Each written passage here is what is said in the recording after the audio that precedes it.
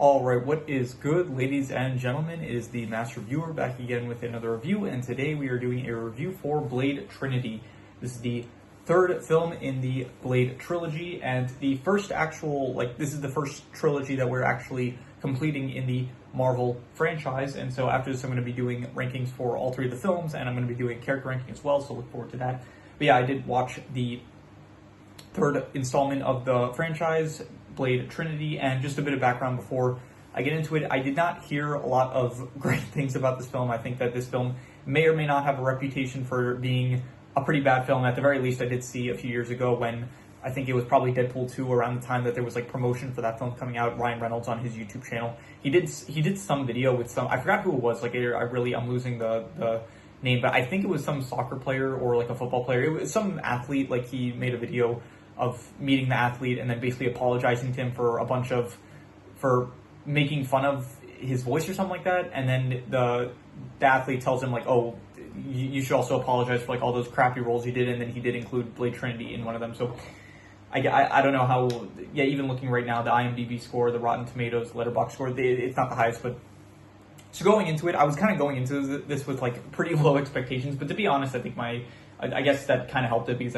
I would say, I think overall I'll probably end up giving this film a positive score, but so we'll get into it. So the plot of the film is that at the very beginning, Blade gets framed for killing a human, and so the FBI is now on Blade. They're trying to go capture him. In the process, Abraham Whistler, he ends up basically blowing up their entire base of operations, and he ends up dying in the process. He ends up getting caught in the explosion. He dies, and so Blade is captured by the FBI, and then basically there is this group of vampires not resurrected, but basically they unsealed Dracula. I guess Dracula, up until this point, he has been, at some point in the past, he ended up disappearing, and then they found the tomb that he was inside of, and so they reawakened him, and so they want to use Dracula in order to become daywalkers, and they also want to use Dracula in order to kill Blade. And so the film is basically Blade. He ends up getting saved by the Night Stalkers. They are a group of humans that fight vampires. Some of the characters in them include Abraham Whistler's daughter, Abigail Whistler, as well as Hannibal King. This is a character played by Ryan Reynolds, and so they end up saving Blade, and then they basically tell Blade that they are going to help him defeat Dracula, as well as the rest of the vampires that are helping Dracula. So as the film eventually, skip ahead, a bunch of them just end up getting killed by Dracula. Pretty not Hannibal as well as Abigail. They're the only two from the entire group that really end up surviving. Everyone else, there's a bunch of other Night Stalkers. Summerfield, I think Hedges was another one. There's Summerfield's daughter, Zoe, who ends up surviving. So most of them end up dying from Dracula, and then Zoe ends up getting captured, as well as Hannibal. He gets kidnapped. And so before this happens, by the way, Abigail and Blade, they left in order to, I forgot exactly what happened at that point, but I think they were pursuing, at some point before that, they were pursuing Dracula, and he ended up kidnapping a baby, and then he ended up having a one-on-one chat with Blade. And so I remember that I remember that Hannibal, he ends up getting stabbed, and then he's out of commission, and then, so I don't remember where Blade and Abigail were in the time that that Dracula was that killed most of the Night Stalkers. I'll check real quick. Right, so I forgot about this scene, but they did end up finding out about a blood farm which the evil vampires were using in order to sustain their appetite for blood. So that is where they were at the time.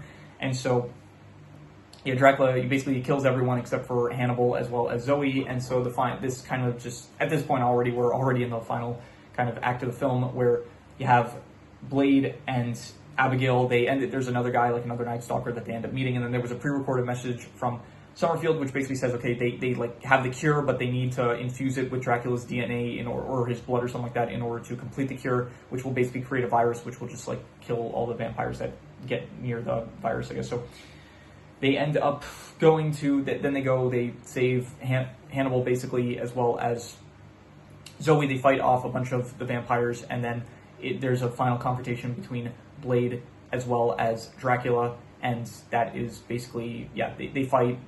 Blade ends up winning with the help of Abigail, and then that is basically, so Blade survives, there was like a concern about maybe Blade would end up also getting infected by the virus because he is part vampire, but he didn't end up getting infected, and that is basically where the movie ends in the trilogy, honestly. So yeah, I will give the plot on it's not really a great plot, honestly. I'm gonna go like a I'm not even gonna call it all right. I'm just gonna give it like a 2 out of 5. I would say it's not really, none of the Blade plots, to be honest, are really like some of them work in concept, but none of them are really executed the best. I would say probably still the first movie had like the best plot in terms of like actual, like the whole thing with Deacon Frost trying to revive the Blood God. That was like something, at least. The second film with the vampire, the second film had like the most interesting plot in concept with like the whole vampires that go after the Reapers that go after vampires as well as humans, but that one like was executed horribly.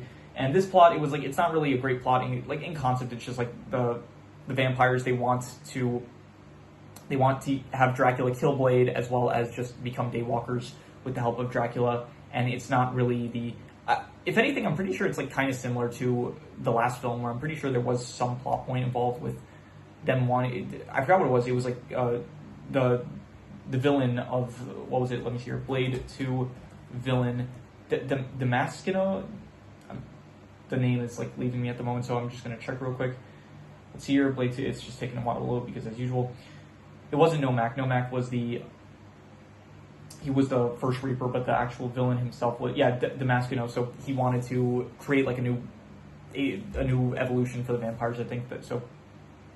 Anyway, not important. The plot of this film, I would say it was like not great. I would say like a 2 out of 5. I would say so.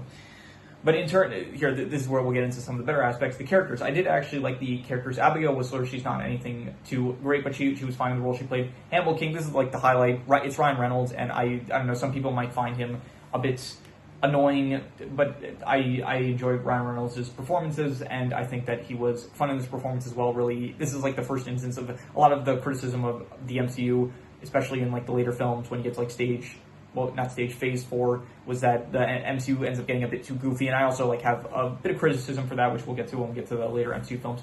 But I do think that it is still, I enjoyed it, especially like up until this point we didn't really have a lot of it. This is like the first instance of a Marvel film at least kind of leaning into some of the more comedic aspects of the characters, I guess. So I think that Ryan Reynolds as Hannibal King, he was a very enjoyable character. I liked him. Blade had a lot of good moments in this film. Blade, just in general, he's like a very stoic character, but I think in this film there were some good lines with him, and he is still just, he was consistently throughout the entire trilogy. I think he was a good character. Abraham Whistler, honestly, he died initially, like we thought he died in the first film, and then he comes back in the second film, and then in the third film he dies again. So at this point I'm just like not really, it doesn't really faze me when Abraham Whistler like ends up, like he died here, and I was like, okay, well, I mean, it felt more impactful in the first film. If he would have stayed dead, then I think that would have worked better. But anyway, Dracula, I like Dracula, I think, a bit more than, I don't know, I feel like Dracula, they could have done the character better. It's like they really hype him up as being like this guy from that, like, he tore through the ages, like, fighting with swords and stuff. Like, they really hyped him up as like this really powerful character. The design for him did not work. It was like another, they keep going with like these vampires that look like aliens. In this case, it's like Dracula's a cross between like an alien and a demon, something like that. So I didn't really like the design for him, but I don't know, yeah, I did. The character himself, Dracula, I think he's better than, at the very least, he's better than Damasceno, like the villain from the last film. And I do think that, I think he's a bit better than Nomak, like Nomak just being a bit too, I don't know, he's probably on the same level as Nomak, if any, like, I'll say that. So he was fine. I didn't like it really, a lot of the other vampires. Donica, she wasn't really great. I think Jarko Grimwood, he was all right, as just because I think the actor that plays him, it's like kind of a, I don't know, he looks like apparently the actor's name is Triple H. I don't really know. I'm assuming that's a stage name, but I don't know. I like the character. He felt like very big and imposing, and so I thought that yeah, he was a cool character to see in the fight scenes and stuff. So besides that, you do have, who else? There is the psychologist Edgar Vance, and the only thing I remember about this character was the actor that plays him he's the same actor that plays the really no nonsense lawyer in Arrested Development. So that was cool to see. And besides that, there is just some other vampires that are not really that important, as well as some humans that are kind of like working on for the vampires, and some more the rest of the Night Stalkers, Summerfield, Hedges. I don't really care for any of them, to be honest. And Zoe, she was fine, I guess. So overall, the characters, I'll go like a I'll go like a 6 out of 10 for the characters because I did think that, honestly, like Ryan Reynolds alone just kind of like brings it up for me. I just enjoy his performances, and this was another good one from him, so definitely 6 out of 10, I would say.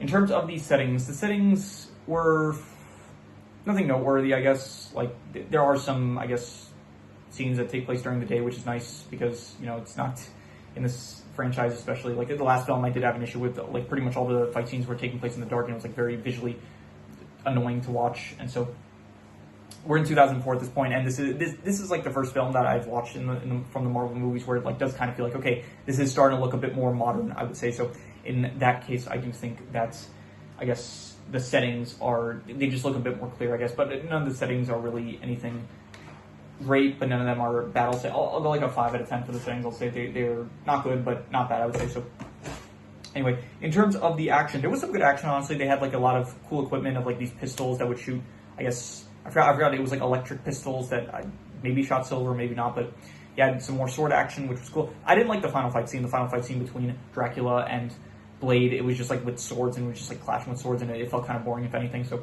there was some bow and arrow work, which I did think was pretty cool from Abigail, as well as like this device that they described as a butter knife for vampires that basically, they said it's like half as hot as the sun, and so that weapon thing was kind of cool. So there were also like a lot of hand-to-hand combat, but with Hannibal or any of the characters, Blade, Abigail, just any of them, I thought it was cool. And so the action I would give probably, I would say I'll go like a 7 to a 7.5, and I'll be generous, I'll give it a 7.5. I'll say the action was very good, and I did enjoy it. It did feel about on par with the first film. There weren't as many like sound effects from the first film, from what I remember. Like, the first film had more sound effects compared to this film, and so I guess the fighting may not have felt as impactful, but I still think that it was enjoyable to watch. So in terms of the worst thing, I guess the worst thing is, I'm not sure. I guess like there are still aspects about this film not to like, and so I'll just reuse the worst score, which was the plot, which I'll just give another 2 out of 10. It feels like there's aspects of it that could have worked better with the villains. With, I guess, I don't know, they could have utilized the Night Stalkers better, and even some of the stuff like at the beginning of Blade gets frames, and these like you have Abraham, he mentions like that the world is against them and stuff, but none of that really happens. I was kind of thinking like, oh, we're gonna go with like a hunted story. I like those kind of stories of, you know, John Wick, Parabellum. I was gonna say The Punisher, but then not really. But I do like the hunted kind of plots. I think that those work, but this film didn't really feel like a hunted story, which maybe it could have benefited from, I would say. So in terms of the best thing, I'll say the best thing was honestly probably just Ryan Reynolds' addition, Hannibal King. I thought, I don't know, maybe he doesn't like his performance in this, but I think he did a good job. I just enjoy Ryan Reynolds. The Deadpool movies are some of my favorite Marvel movies, and yeah, I just enjoy Ryan Reynolds. I enjoy his performances, I would say. So I'd go like a 8 to an 8.5. I'm going to be a bit harsh. I'm just going to give it an 8 for Hannibal King / Ryan Reynolds' performance as Hannibal King, I would say. So yeah. Anyway, let's see here. I do have some extra notes. There were some moments, honestly, where the acting did feel a bit poor at times with, I don't know, Danica, I just didn't, maybe the actress didn't have a lot of good material to work with, but I did not really like a lot of her scenes. Like, the acting felt pretty shallow, as well as like even at the start where Abraham, he tells Blade that, oh, you killed a man, like that's not good, now everyone's gonna be honest. He's like says it really calm, like he's like, God damn it, Blade, like now everyone's gonna be coming after us or something. But he said it like really monotone, like I don't know, you'd be a bit more concerned in a situation like that. So yeah, there were some acting moments that I thought weren't really great.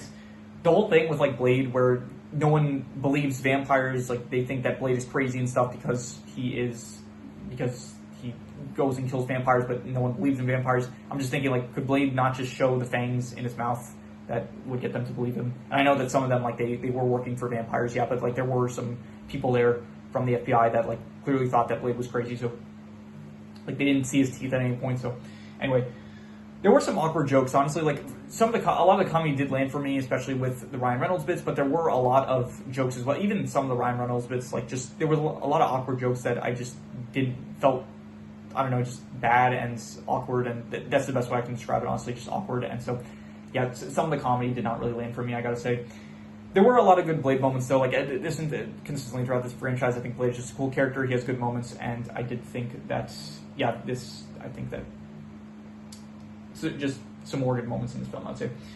And yeah, that is all the extra notes I have, so I'm going to do the calculations. So King Crimson. All right, so it ends up coming out to about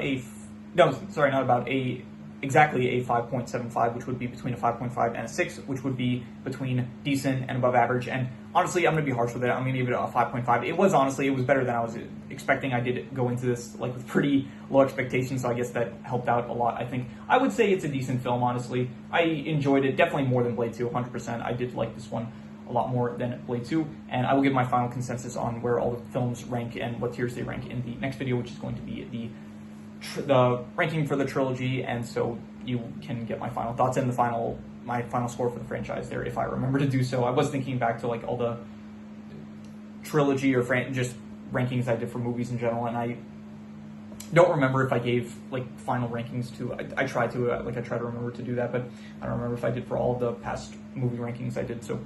But anyway, that is pretty much all there is to it. So if you have any recommendations, any shows, movies, video game stories, anime, manga, web series, anything that you want me to review, leave it in the comments and I will maybe possibly check it out. But with that said, that is pretty much all there is to it. So let's leave it at that.